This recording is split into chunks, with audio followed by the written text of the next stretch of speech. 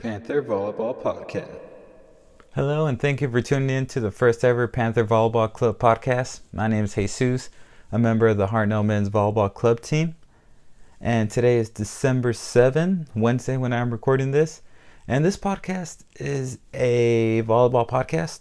At the beginning of the show, I will talk about any news, updates, results for any past games and any future games. As of right now, we are still in preseason. A couple of weeks ago, we participated in a tournament out at UC Berkeley where we went 1-3. We started off the day playing against a really good Chico team in which we went to a deciding set. We had the lead 13-9, and then we just got too relaxed, and Chico, just from being down, they just turned it up, and we could not keep up with them at that point, and they took that game.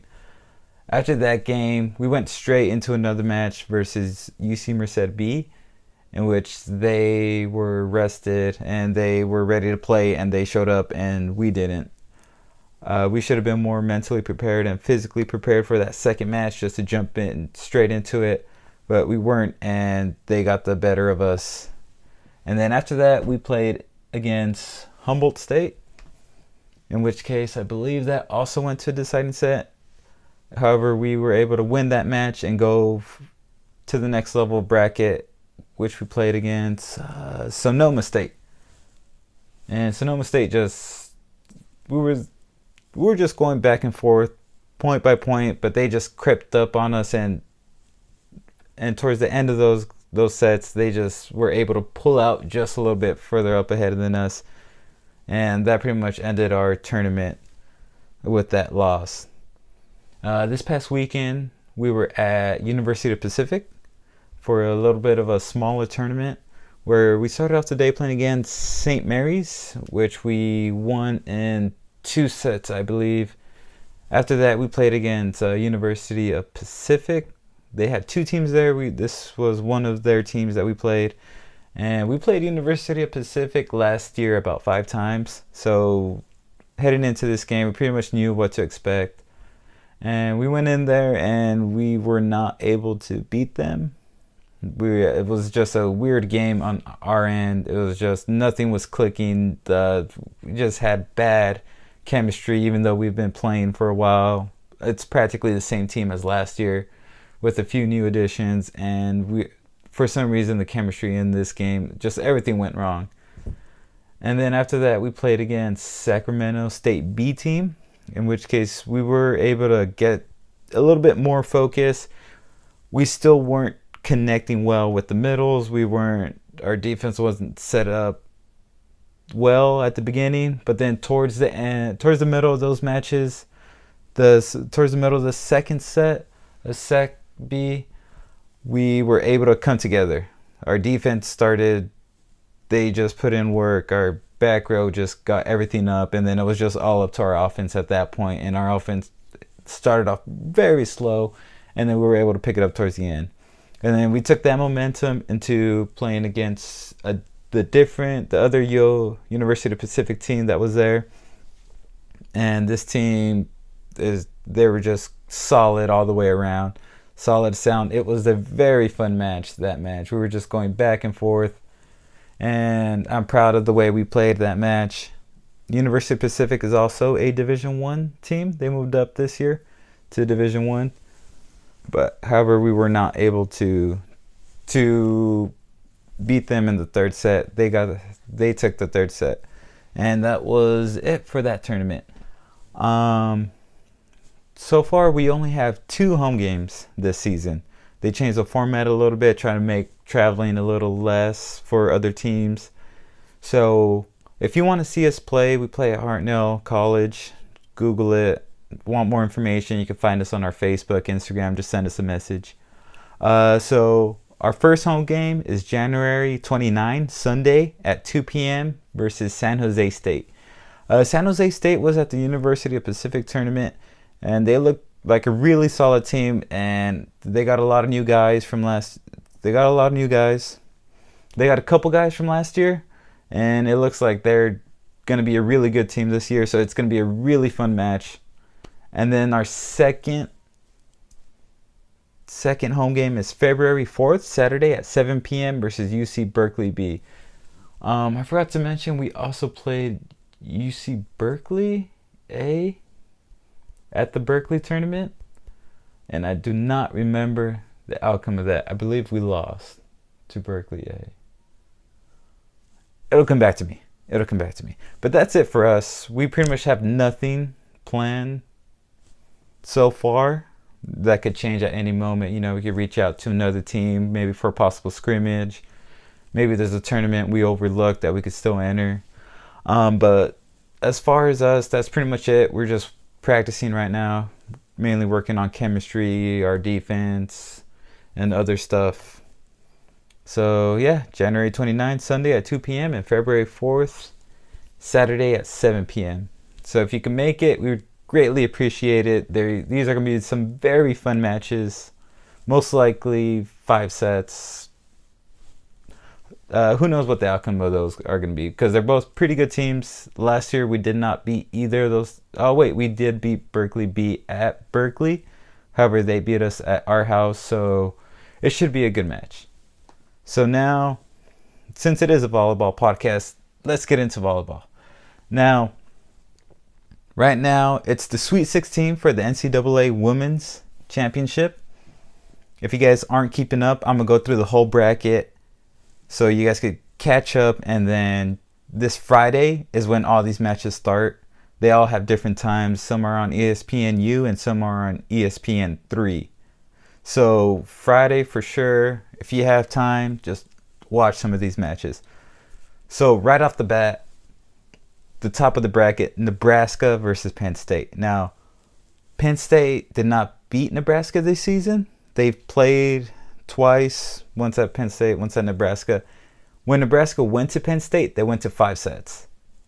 And then when Penn State went to Nebraska, Nebraska just swept them in 3. Now, this match could go either way. It could either be a 5-set, just whoever shows up. If they both show up, it's going to go to 5 sets. Penn State has the ability to take Nebraska into 5 sets. However, if it's going to be a tough match for Penn State. Nebraska has only lost twice this season. Once early on to Ohio State, and then towards the end of their season, they lost to Minnesota at Minnesota. Nebraska's just really well sound all the way around. They put up a huge block. They have a really good libero. I believe she was named libero of the Big Ten or something along those lines. But Nebraska, they're ranked number 1 in this tournament. And this match is December 9th, Friday at 12 p.m. Eastern. So Pacific time, just do the conversion, minus 3 hours on ESPNU. So if you have a chance, this should be a really, really good match. And then the winner of that goes to play on Saturday at 4 p.m. Eastern time against the winner of Arizona and Washington. Now, I don't know much about these teams. I believe Arizona, Washington. Let me see. Washington's ranked number 8, and Arizona is not ranked. I don't know anything about either of these teams. If I had to guess, I would guess Washington. Washington has always had a solid program. However, Arizona State has had some pretty good victories from what I remember this season.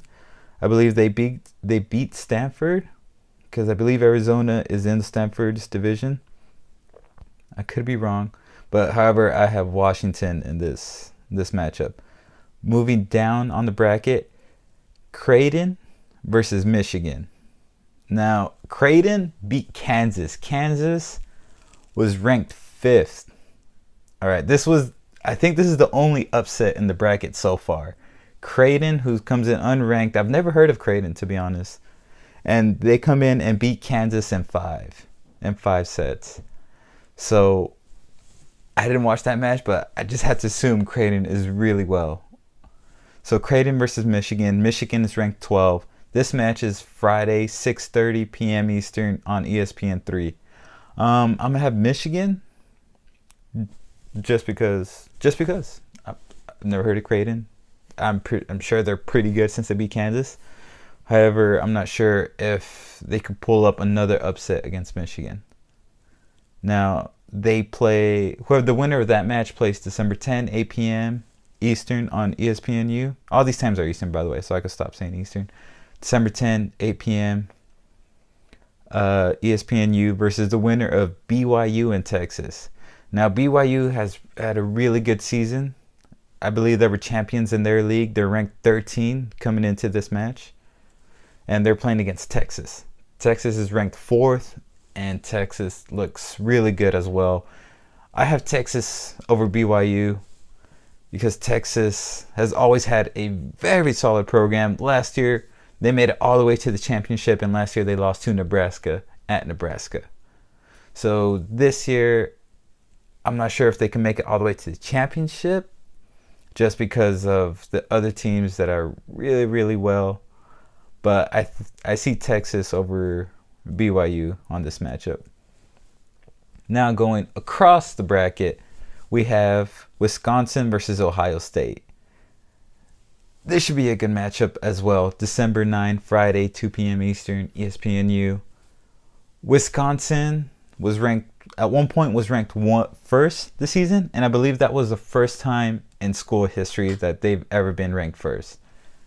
And, pretty much Nebraska, Wisconsin, and Minnesota, they all were ranked number 1 at one point this season. They're going up against Ohio State.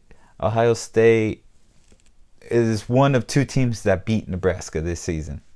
So this should be a good match. Ohio State versus Wisconsin. Wisconsin led by a really good setter, Carlini, and she has a pretty good surrounding team to support her. And Ohio State led by a very passionate player named Sambothi. I believe her first name's Taylor. And she's a really good player, and she you could tell when you're watching Ohio State play, you could tell that she's the leader of the team. She just plays with so much heart, so much ambition, that she really makes Ohio State a lot better just by being on the court. So this should be a really good matchup as well. I have Wisconsin over Ohio State on this one. And the winner of that plays Saturday, 6 p.m. ESPNU. And they play the winner of Florida State versus Stanford.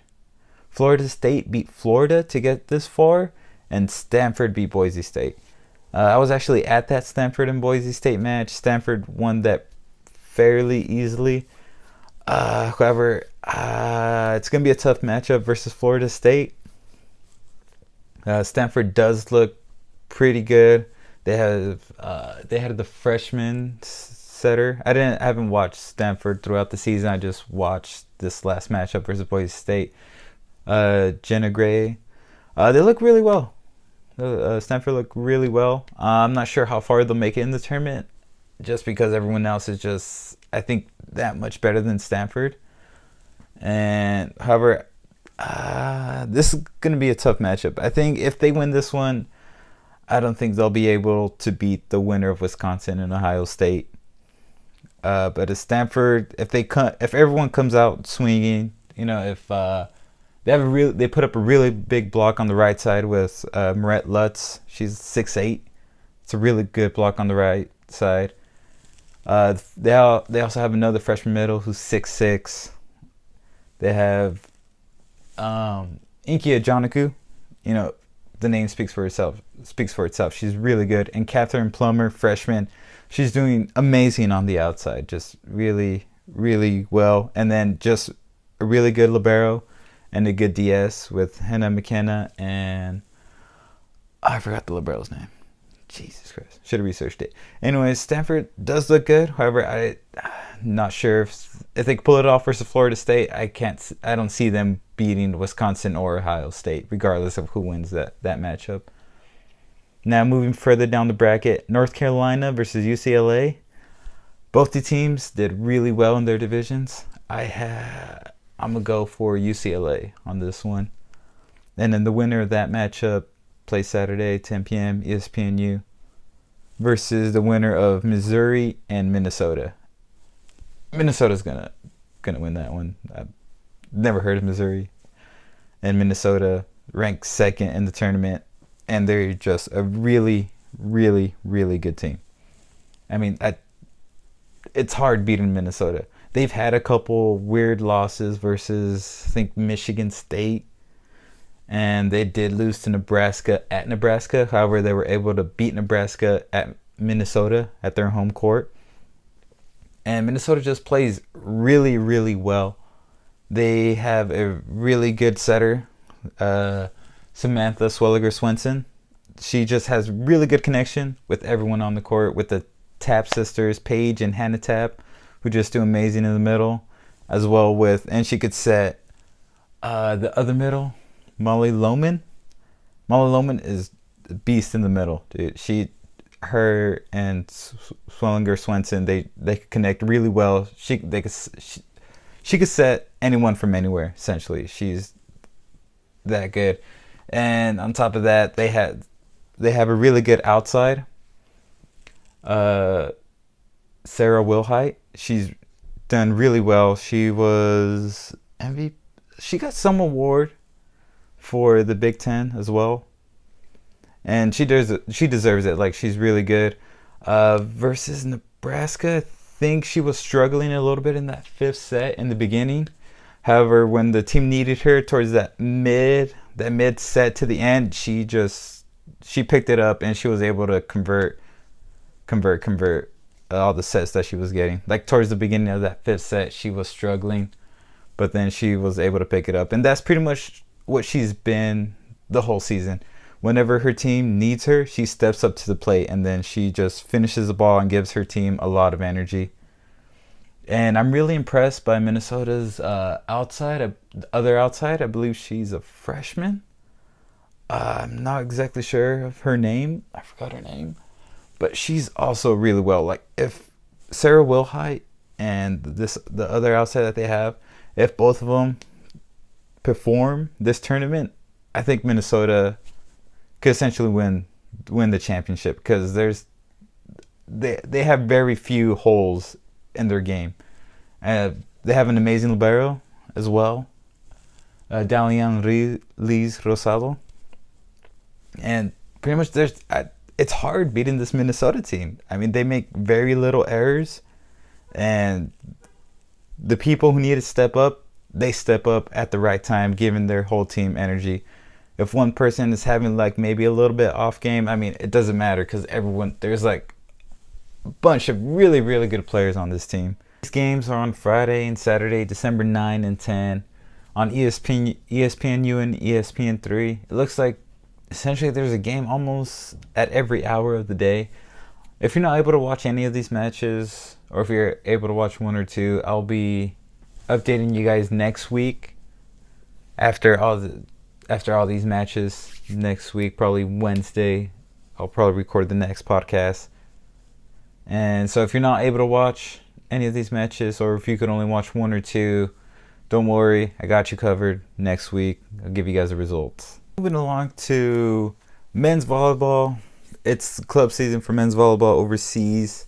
The Italian league, Russian league, Brazilian league, they've all pretty much started. Over the weekend on Sunday, some of the noticeable wins and matchups is Modena Volley beat Lube Volley. If you guys don't know who that is, Modena Volley is a very well-rounded team. They have Irvin Engapeth, which Irvin Engapeth is an outside hitter for France national team, and he's just a very, very good player. There's been a bunch of highlight clips on Facebook of him pretty much in the past couple weeks of all these matchups, and I saw a couple over from Lube, and I think it went to 5 sets, and he had a big part in this win, as he always does. Another person in Modena Volley's team is Max Holt, who is the middle blocker for USA men's volleyball team, and he is one of the best middles in the world. Just a great offense, great defense, adds a lot to this Modena Volley team. And Modena also has, I want to say they also have Leroux, the middle blocker for France as well. And who else is that? And some other players. I'm not sure if they play often, but Engapeth's younger brother, Swan Engapeth, and former Stanford player Brian Cook is also on this Modena team. And on the Luba side, their setter is Micah Christensen, the USA setter. Their outside hitter is Juan Torrena, the outside hitter for Italy. And Grebennikov, which is the libero for France, regarded as one of the best liberos in the world. So I'm sure that was a great matchup. I can't find it online. Nothing but little couple highlight clips. I really wish I could see that match, because that 5 sets against these two teams, it must have been a great match. Also on that day, Sir Safety Perugia beat Milano pretty easy. Now, Safety Perugia, apparently, to the Instagram translate, it stands for Block Devils. I know more of I think they're more of an offensive team, because they're just stacked with players. They got one of the best setters in the world, the Checo, who's the setter for Argentina's national team. They have Aaron Russell on the outside, the outside hitter for USA Men's. And they have Atansevovic, the right side, who during World League, he got most valuable player, or did he get he got best opposite in World League. And he plays for Serbia, which won World League this year, who beat Brazil in World League. Brazil, who won the Olympics. Same team, yeah. And who else do they have? They're stacked.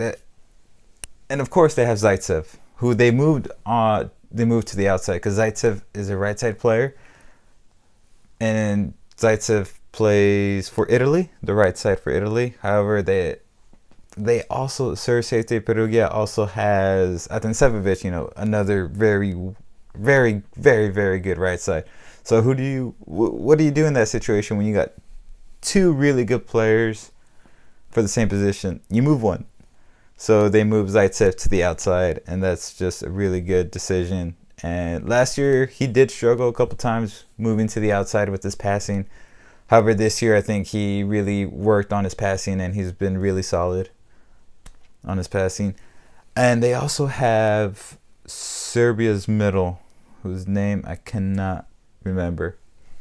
So that's it. And today, Wednesday, and this week, from today on, I think the Italian league, they're all starting their championship again, or one of the championships starting today. I believe Modena won their first matchup today, and I think Sir Safety Perugia might be playing right now. I don't think they're playing a tough team, so I'm assuming they're gonna win also. And moving on, this the end of the podcast. And at the end of the podcast, I'm going to do a player highlight. Pretty much highlight a player that's either very well known or someone that's really good but isn't as well known. And this week I've chosen Viktor Polotev. And he's from Russia. He plays for the Russian national team. Born July 27, 1995. That makes him 21 years old. And he's on the Russian national team. And he's a lefty. He's 6 foot 5 inches tall, or 197 centimeters, according to the World League website under his profile. And this kid is a beast. If you have a chance, YouTube him. There's a really good video from Epic Volleyball. He's amazing, dude. Like I said, he's left-handed. When he turned 18, going up through the Russian youth national teams, youth 18, youth 21. He won a lot of MVP awards in the tournaments that they participated in, and he's just gotten a lot better he's gotten a lot better since then as well. I remember back before the Olympics this year, Russia came to USA for a friendly matchup. I believe they played in Dallas, and USA beat Russia pretty easily. However, the only person that gave him trouble was Viktor Polotev. This is the only person who was scoring against USA. And seeing that performance, it's it leaves an impression on you like he's really good and he's only 21 years old. And then after that was the Olympics, and he wasn't on the Olympic team. No idea why. The only person who was, who was scoring points against USA before the Olympics, and he was not on the Olympic team. It makes no sense. It can't be because of his age. It can't be because Russia also has another outside who's also 21, born in 1995. He's an outside, and he played in the Olympics. His name is Igor. I forgot his last name, but his first name is Igor with an E. I'm not sure why he didn't go to the Olympics. Hopefully he's there in Japan. Hopefully he stays healthy and he keeps improving. He is currently playing for Kuzbas Kamerovo, a Russian team in the Russian League, in the Russian Super League. Last year he played for Zenit Kazan. Zenit Kazan, I believe they won the championship last year in the Russian League. Zenit Kazan's a really good club team, so I'm surprised that he switched. Speaking of Zenit Kazan, Matt Anderson plays for that, and Wilfredo Leon. Maybe I'll do Wilfredo Leon player highlight next week. So yeah, Victor Poltev, he's 6'5", 197 centimeters, and that's pretty much it. Like I said, if you have a chance, check him out. YouTube, put his name, Victor Poltev, VIKTORPOLETAEV. Check him out. And thank you for listening to this podcast. This is the first podcast, my first podcast, or Hartnell's first men's volleyball club first podcast. If you have any feedback, anything you want me to cover for next week or for any following, good or bad, just let me know. Comments, follow us on Instagram, Twitter, Facebook, Hartnell_NBC. Thank you and have a good day.